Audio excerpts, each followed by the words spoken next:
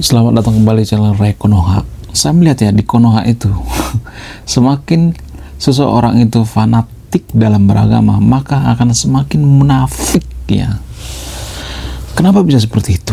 Apa alasannya? Menurut beberapa sumber ya, semakin fanatik beragama tidak terlalu baik ya, gak baik banget ya, baik diri sendiri maupun dari orang lain. Jadi saya akan ngambil sumber data dan referensi dari berbagai sumber ya. Kita ngambil sumber dari Dr. Zakir Naiki.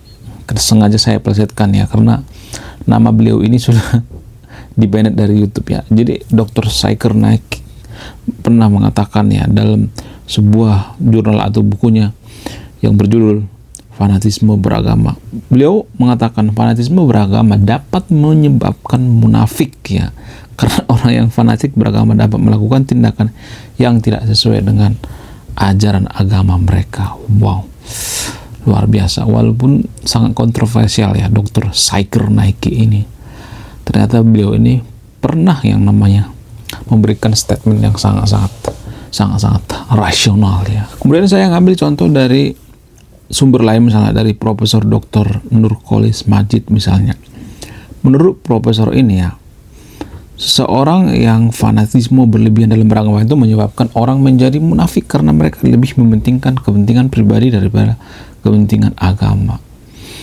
Wow. Jadi saya sangat sering melihat ya orang-orang seperti ini di Konoha. Contoh misalnya ya, contoh yang paling sederhana itu, mereka menganggap bahwa aliran mereka yang paling bagus gitu, yang paling benar, dan menganggap bahwa aliran agama orang lain itu sesat ya. Jangankan beda agama, sealiran juga mereka kontok-kontokan, cakar-cakaran.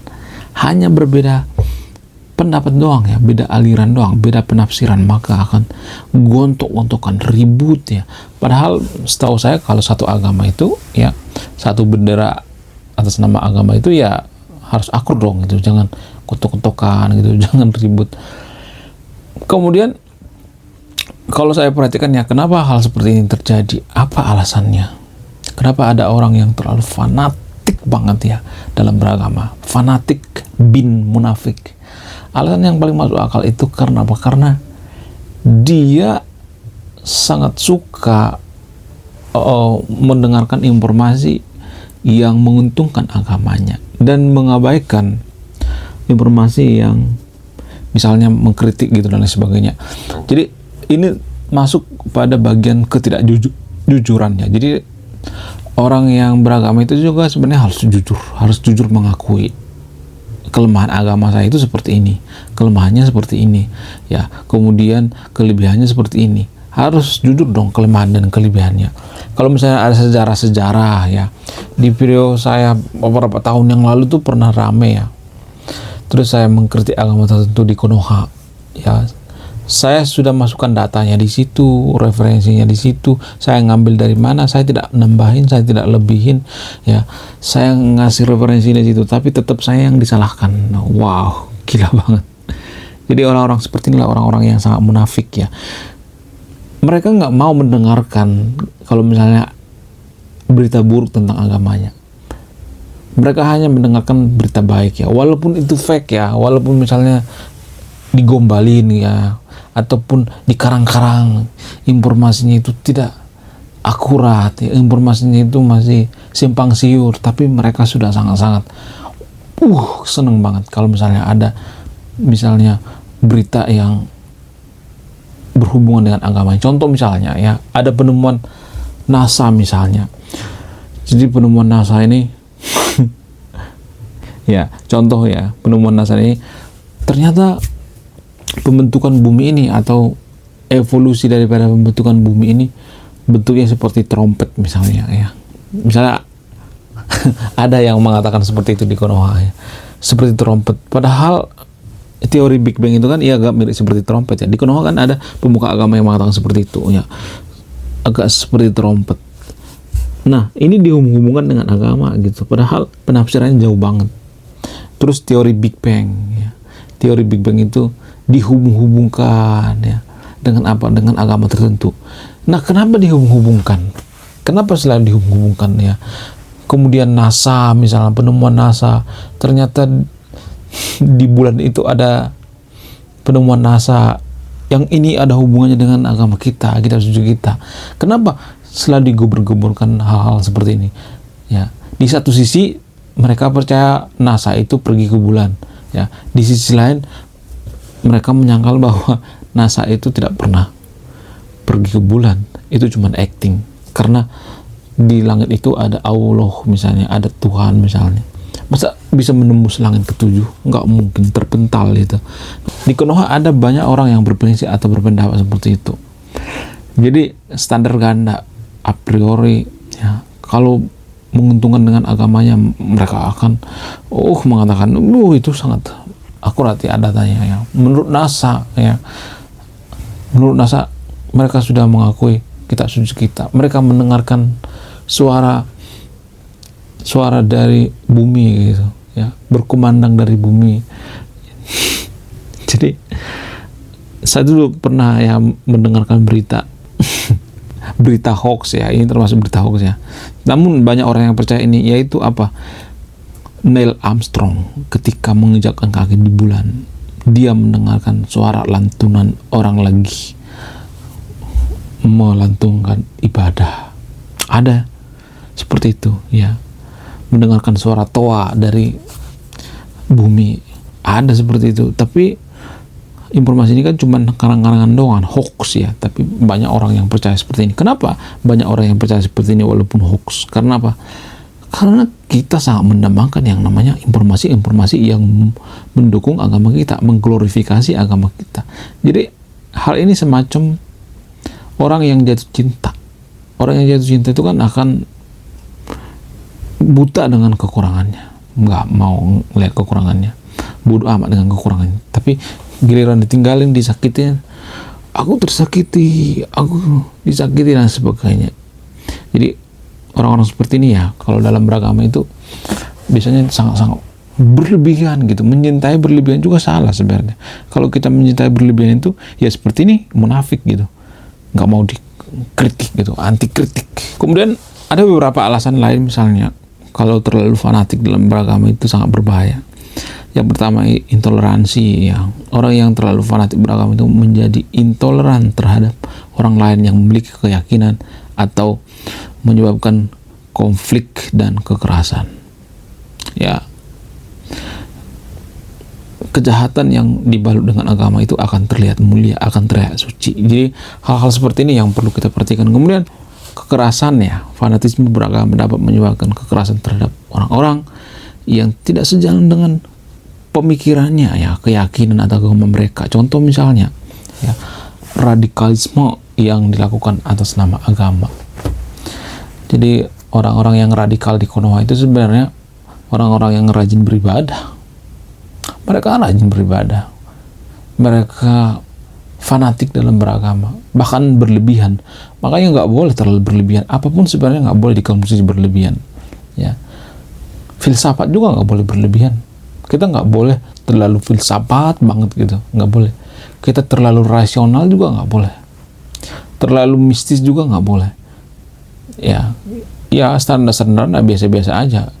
Jadi kalau misalnya kita terlalu fanatik dalam beragama gitu, maka kita akan buta mata gitu. Bahkan, ya, saking fanatiknya kita dalam beragama, ya, saking cintanya kita terhadap agama, maka ketika ada orang yang mengkritik sedikit saja, maka kita akan marah-marah, tidak mau introspeksi diri. Sama seperti kalau misalnya kita punya anak, ya, misalnya anak kita nakal, ya, ada kekurangan lah gitu. Namun karena kita sayang sama anak kita, kita ngomong, "Hei, ngapain kamu menghina anak gua? Kenapa lu menghina anak gua? Kenapa lu ngata-ngatain anak gua? Anak gua kan nggak salah," dan sebagainya. Padahal bisa aja anaknya yang salah, kan, ya. Tapi bukan berarti si anak ini dalam semua hal salah, ya, tapi dalam bidang tertentu bisa aja salah. Sama seperti agama tertentu juga seperti itu. Misalnya kalau ada sejarah kelam misalnya, ya jangan tutupin dong, harus legowo, ya. Menurut kalian gimana? Coba ditulis kolom komentar, ya. Kemudian penghakiman, orang yang terlalu fanatik dalam beragama itu biasanya menghakimi orang-orang yang tidak memiliki keyakinan atau agama yang sama, dan hal ini yang menyebabkan terjadinya konflik. Kemudian kemacetan berpikir ya, fanatisme dalam beragama menyebabkan orang macet dalam berpikir untuk tidak menerima pendapat atau keyakinan yang berbeda. Hal ini dapat menyebabkan stagnasi dan tidak ada kemajuan.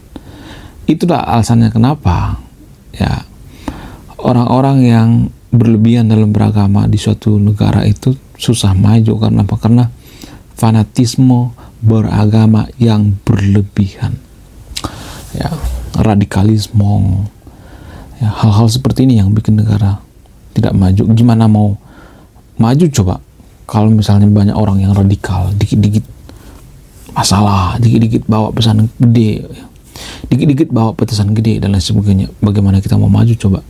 Jadi semua yang saya katakan di sini ada sumber dan datanya ya. Saya tidak asal mangap gitu, dan saya juga ngambil dari tokoh-tokoh yang sangat terkenal atau cendekiawan dari agama mayoritas di Konoha. Jadi saya tidak a priori ya, saya ngambil data justru dari agama mayoritas di Konoha. Saya tidak ngambil data misalnya dari barat gitu, karena di Konoha kan gitu, kalau misalnya kita ngambil data dari barat, lu liberal ya, lu sekuler. Padahal kalau boleh jujur, justru negara yang liberal sekuler itu lebih humanis ya, ya nggak sih, lebih SDM-nya tinggi gitu. Jadi kita yang ngata-ngatain negara luar itu tidak humanis ya, terus penjajah dan sebagainya, padahal mereka lebih humanis ya.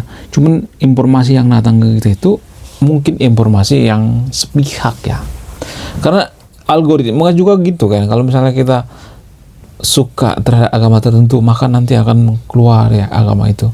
Misalnya kalau kita suka dengan agama Buddha, maka yang bermunculan itu agama Buddha bermunculan di beranda kita. Kemudian kalau kita suka agama Hindu misalnya, maka agama Hindu yang muncul. Kalau misalnya kita suka agama Islam misalnya, maka agama Islam yang muncul di beranda kita. Kalau kita suka bola, maka bola yang muncul. Ini adalah namanya algoritma, sesuai dengan isi pikiran manusianya. Jadi hal seperti ini juga yang mengkotak-kotakan ya, mengkotak-kotakan sosial media di Konoha. Tidak berimbang sebenarnya. Di satu sisi ada yang menggebor-geborkan agamanya, tidak pernah sekalipun mengkritik gitu kelemahannya. Karena nggak mungkin ya pemuka agama memberikan kritikan terhadap agamanya, nggak mungkin lah. Pasti akan dipuja-puja, agama kita ini yang paling rasional, agama kita yang paling baik. Jadi kalau mau tahu kebenaran agama itu, tanyalah sama orang yang tidak beragama. Mereka lebih paham agama sebenarnya. Kenapa? Karena mereka mempelajari dulu semuanya, dipelajari A, B, C, dipelajari. Seperti kisahnya Nas Daily. Ya, walaupun Nas Daily itu kan katanya beliau ini adalah seorang muslim ya. Muslim tapi berkebangsaan Israel. Dan tersiapa yang nonton video ini pernah nonton videonya Nas Daily nggak? Ya, only 1 minute, see you tomorrow. Ya, biasanya gitu jargon daripada Nas Daily. Nah, Nas Daily ini sebenarnya dia tuh muslim, tapi dia mempelajari berbagai banyak agama ya. Buddha dia pelajari, Hindu dia pelajari, Kristen dia pelajari, Konghucu dia pelajari, Katolik dia pelajari, semua agama dia pelajari ya. Tapi ada satu benang merah. Benang merahnya apa? Awalnya agama ini diciptakan karena apa? Karena keinginan manusia untuk hidup lebih berakhlak. Tapi itu zaman dulu ya, zaman dulu banget ya, ribuan tahun yang lalu ya.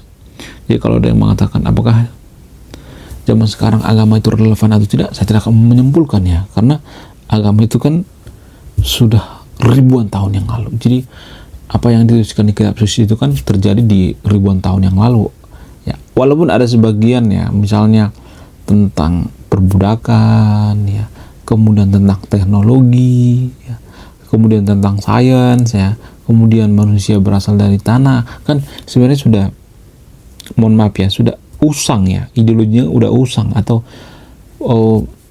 kalimat-kalimat seperti ini udah usang ya. Kalau misalnya kita mengatakan bahwa manusia itu berasal dari tanah itu, maka kita akan diketawain. Gak ada hubungannya manusia dengan tanah. DNA manusia dengan tanah itu gak ada hubungannya. Tapi kalau zaman dulu nggak jadi masalah ya, tahun 1000-an misalnya atau tahun sebelum Masehi misalnya nggak ada masalah. Orang belum ada penelitiannya. Nah, semenjak ditemukan penelitiannya, maka manusia itu ternyata bukan berasal dari tanah. Dan hal inilah yang menjadikan Eropa berbondong-bondong meninggalkan agama. Tapi disclaimer on ya, saya tidak nyuruh yang nonton video untuk meninggalkan agama ya. Oke, sekian video ini. Terima kasih sudah menyimak dan memahami. Saya Ray Konoha. Salam rasional.